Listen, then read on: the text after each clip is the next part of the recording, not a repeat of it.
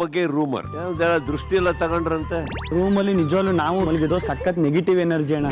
ರೂಮಲ್ಲಿ ಇರೋರಿಗೆ ಯಾರು ಕ್ಲೋಸ್ ಆಯ್ತಾರೆ ಅವರೆಲ್ಲ ಮನೆಯಿಂದ ಆಚೆ ಹೋಯ್ತಾರೆ ಅಣ್ಣ. ಇಲ್ಲಿನೇ ಮಾತಾಡಿರೋದು ಆ ರೂಮಲ್ಲಿ 3 ಬಾಗ್ಲಿದೆ, ಒಳ್ಳೇದಲ್ಲ. ಅಶ್ವಿನಿ ಮೇಡಮ್ ಸೆಲ್ಫ್ ಎಲಿಮಿನೇಷನ್ ಆಗೋಯ್ತೀನಿ, ಬಾಗಿಲು ತೆಗೀರಿ ಅಂತ ನಿಂತಿದ್ರು. ದೃಷ್ಟಿ ತೆಗೆದಿರೋದು ಎಷ್ಟು ಎಫೆಕ್ಟ್ ಆಗೈತೆ ನೋಡೋಣ. ಒಬ್ರಿಗೊಬ್ರು ದೃಷ್ಟಿ ತಗೊಂಡು ನೋಡ್ಬೇಕು ಅಂತ ವೀಕ್ಷಕರ ಆಸೆ. ರಕ್ಷಿತನಿಗೆ ರಘು ಅವರಿಗೆ ರಕ್ಷಿತಾ ಎಂತೆಂತ ಉಂಟು ನನ್ಗೆ. ಎಲ್ರಿಗೂ ನಮಸ್ಕಾರ ರೀ ನನ್ನ ದೊಡ್ಡ ಮಂದಿಗೆ.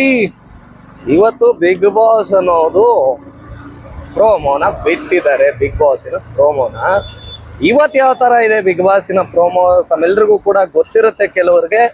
ಕೆಲವ್ರಿಗೆ ಗೊತ್ತಿಲ್ಲದೆ ಇರೋರಿಗೆ ಅಂತಾನೆ ನನ್ನ ಚಾನಲ್ ನಲ್ಲಿ ಹಾಕುವಂತ ಕೆಲಸ ಮಾಡಿದ್ದೀನಿ. ಓಕೆನಾ? ಅಂದ್ರೆ ಇದ್ರ ಕೃಪೆ ಬಂದು ಕಲರ್ಸ್ ಕನ್ನಡ.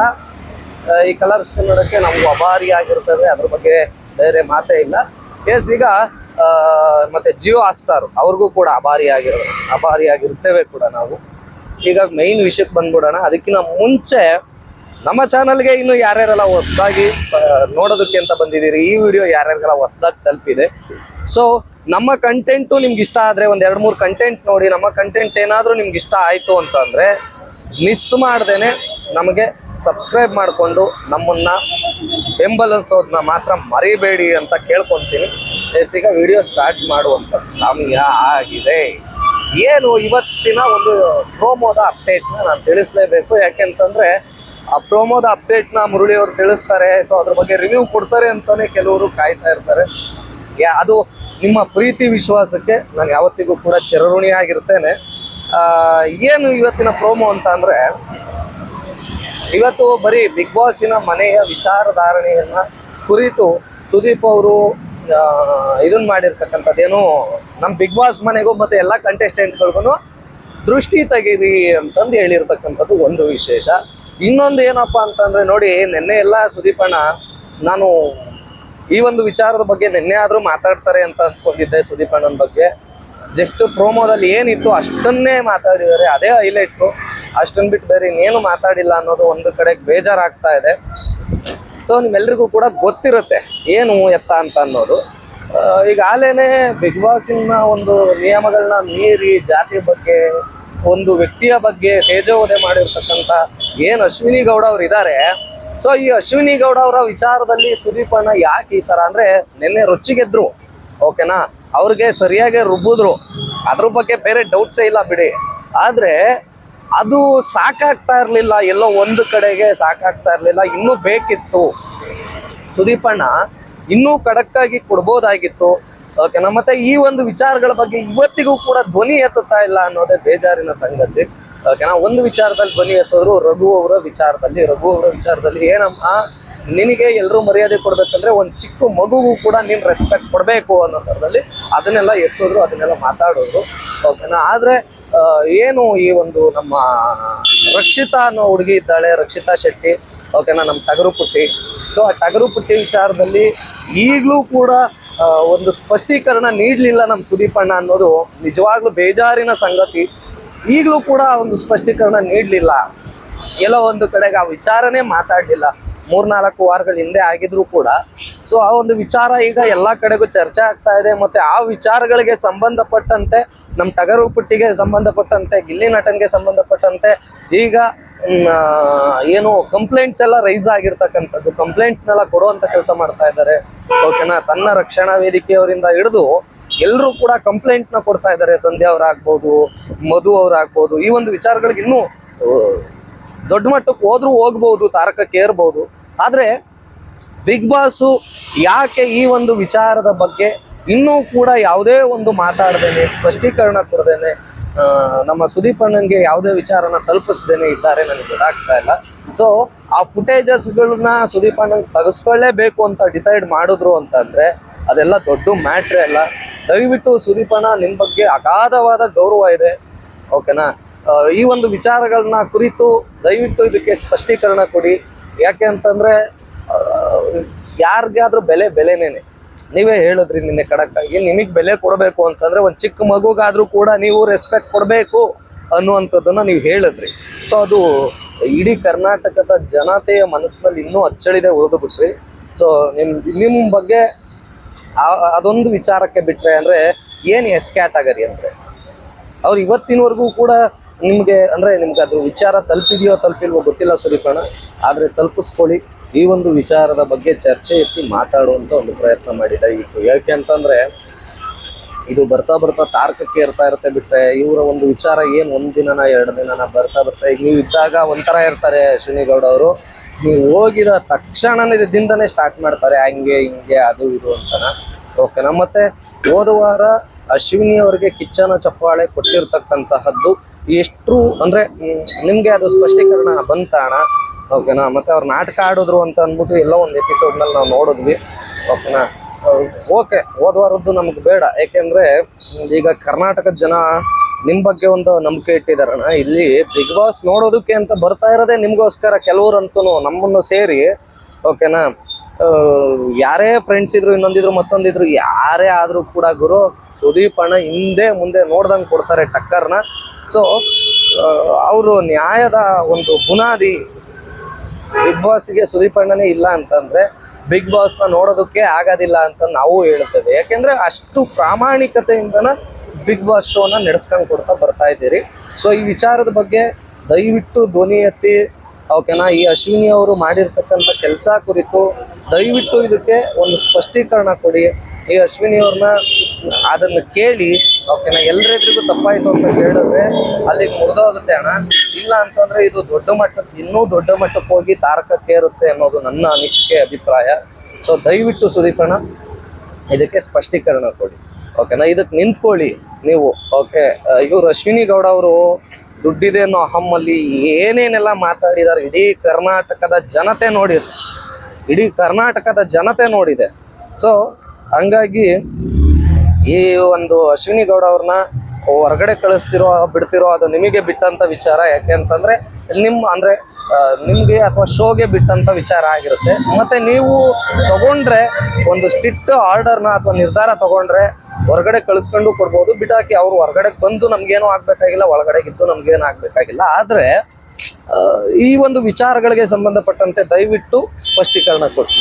ಕ್ಯಾಟಗರಿ ಅಂದ್ರೆ ಏನಣ್ಣ, ಅದು ಇದ್ದಕ್ಕಿದ್ದಂಗೆ ಆ ಥರ ಹೇಳ್ತಾರೆ ಅಂತ ಅಂದ್ರೆ ನಮ್ಮಂಥವ್ರನ್ನು ಕರೀರಿ ಬಿಗ್ ಬಾಸ್ಗೆ, ನೋಡಿ ನಾವು ಹೆಂಗ್ ಕೊಡ್ತೀವಿ, ಆಟಗಳನ್ನ ಹೆಂಗ್ ಆಡ್ತೀವಿ, ಏನು ಎತ್ತ ಯಾವ ಗೇಮ್ ಕೊಡ್ತೀರ ಕೊಡಿ. ನಾವು ಧನರಾಜ್ ತರದವ್ರಲ್ಲಣ್ಣ. ಓಕೆ, ಬಂದ್ಬಿಟ್ಟು ಅಳ್ತಾ ಕುತ್ಕೊಳ್ಳೋ ತರದವ್ರಲ್ಲ, ಅಳಿಸೋರು. ಹಂಗಂತ ಯಾರನ್ನೋ ಒಬ್ರನ್ನ ತೇಜೋವಧೆ ಮಾಡಿ ಅಳಿಸೋಂಥ ಕ್ಯಾಟಗರಿ ನಮ್ದಲ್ಲ. ಅಥವಾ ಯಾರನ್ನೋ ಒಬ್ರನ್ನ ಹೀಯಾಳಿಸಿ ಆ ಒಂದು ಹೀಯಾಳಿಸ್ಬಿಟ್ಟು ಅವ್ರನ್ನ ಡೌನ್ ಮಾಡಿ ನಾವು ಅದಕ್ಕೆ ಅಪ್ಪಾಗಿ ಏನೋ ಒಂದು ಇದನ್ನ ಮಾಡುವಂಥ ಆಟ ಅಲ್ಲ.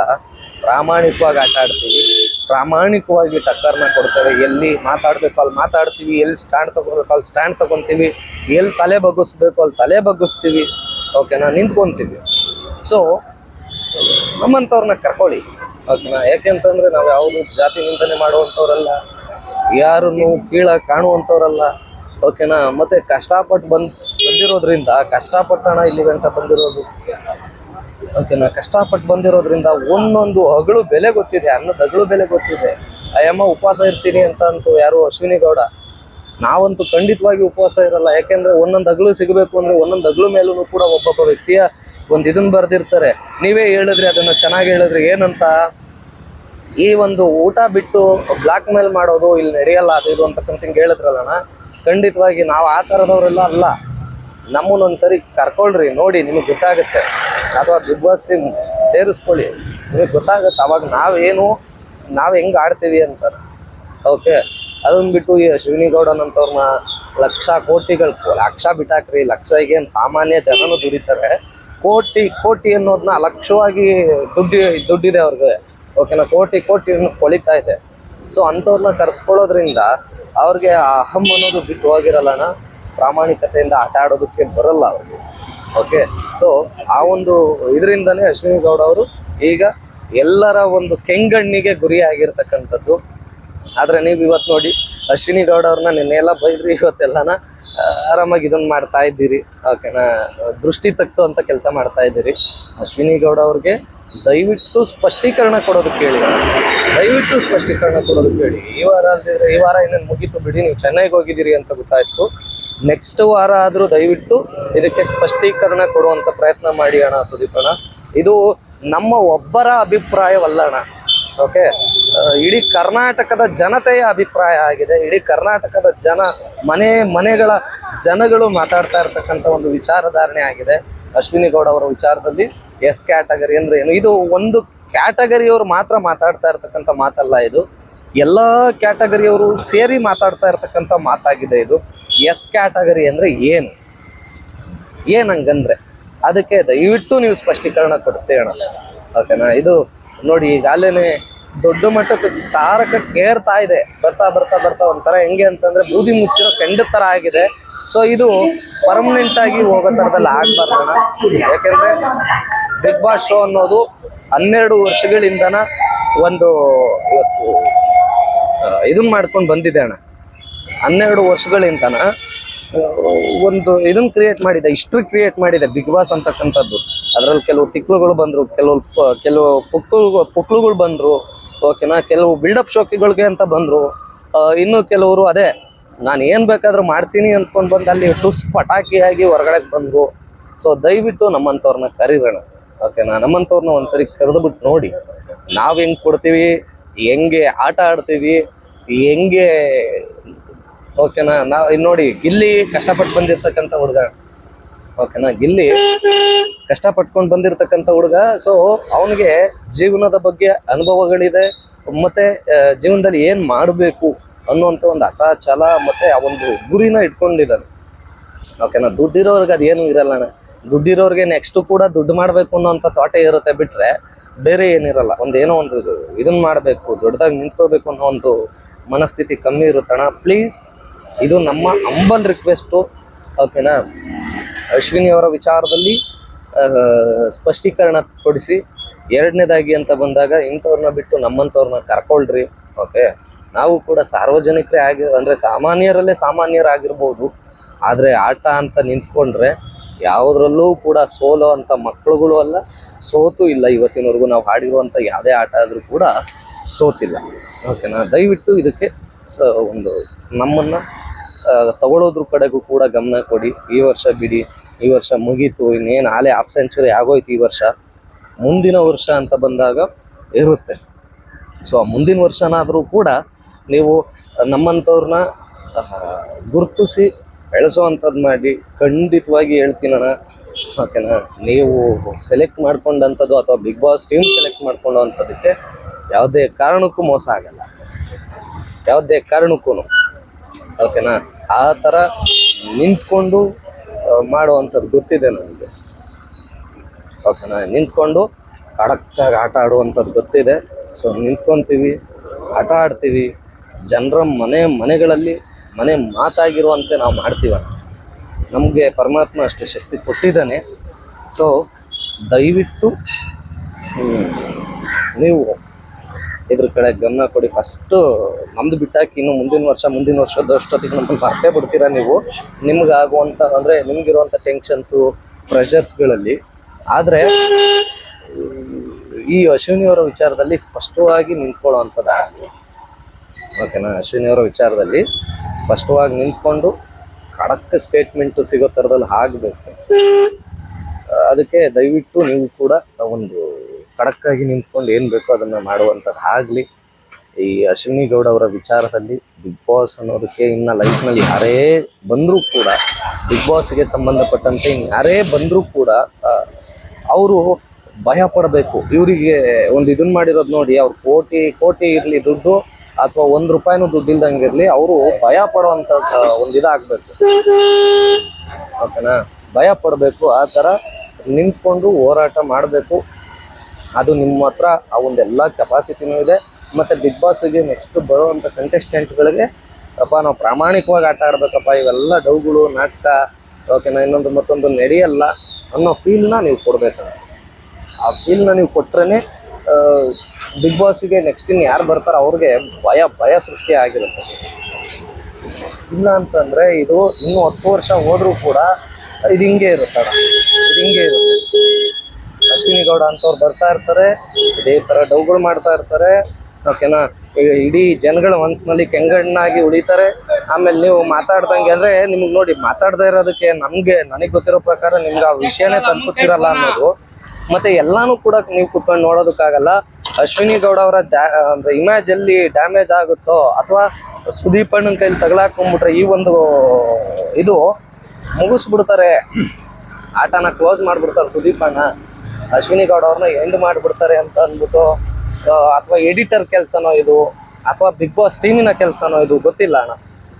ಆದರೆ ದಯವಿಟ್ಟು ಇದಕ್ಕೆ ಖಡಕ್ಕಾಗಿ ನೀವು ನಿಂತ್ಕೊಂಡು ಬನ್ನಿ ಅಣ್ಣ, ಪ್ಲೀಸ್ ಅಣ್ಣ, ಇದು ನಮ್ಮ ರಿಕ್ವೆಸ್ಟು. ಯಾಕೆ ಅಂತಂದರೆ ಇಂಥದ್ದು ಮುಂದೆ ಇನ್ನೆಂದೆಂದು ಆಗಬಾರ್ದು.